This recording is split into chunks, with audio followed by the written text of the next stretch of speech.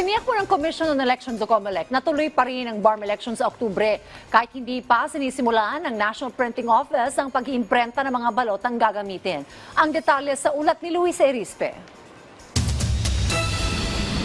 Itinigil muna ng Commission on Elections ang pag-iimprenta ng mga opisyal na balota na gagamitin sa kauna-unahang parliamentary elections sa Bangsamoro Autonomous Region in Muslim Mindanao o BARM. Naunsyami dahil sa panukalang batas ng Bangsamoro Transition Authority na pagbabago sa mga parliamentary district sa rehiyon. Kaya pinag-aaralan din ng COMELEC kung kakailanganin din bang baguhin ang ballot faces. Mukhang mako-complicate lang sapagkat mukhang babaguhin namin yung ballot faces and at the same time mukhang magkakaroon kami ng pagbabago doon sa pagko-consolidate ng results. Ang panukala namang mabago ang mga parliamentary districts ay dahil nga sa kailangang ibahagi ang 7 seats na dapat ay nakalaan sa Sulu.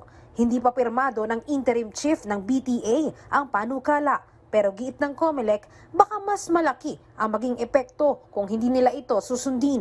Pipilitin naman nilang agad ding makapag-imprenta ng 2.3 milyon na balota. Ang binigay ko talagang timetable ay dapat hanggang bukas magtuloy na sapagkat alam nyo kasi habang tumatagal, lalo sa Bangsamoro, kita nyo po, nung in-announce namin kagabi lang na hindi muna tayo magtutuloy ng printing at talaga namang aking ina-announce na yan ay ang suspend na yan ng printing ay sandali-sandali lang kung tutuusin nga hanggang bukas lang pero nag-create ka agad yan ng uncertainty. Hindi naman anya gaanong mahihirapan ng COMELEC dahil hindi naman magbubukas muli ng filing ng COC sa rehiyon.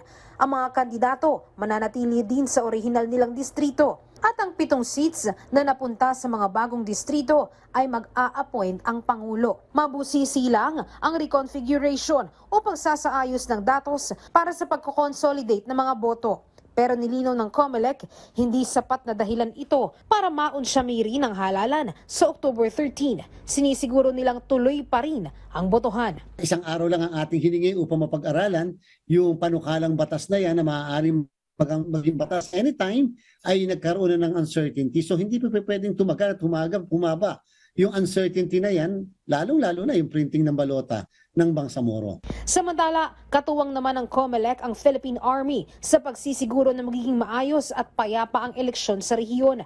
Bumisita pa mismo si Army Chief Lieutenant General Antonio Nafarrete sa 6th Infantry Division para magbiling siguraduhing maayos ang halalan. Makakatuwang naman ang 6ID, ang 1st at 11 Infantry Division. At hindi lang sila sa October 13 magpapatrolya, kundi sa buong election period sa BARM hanggang sa October 28. Luisa Erispe para sa Pambansang TV sa Bagong Pilipinas.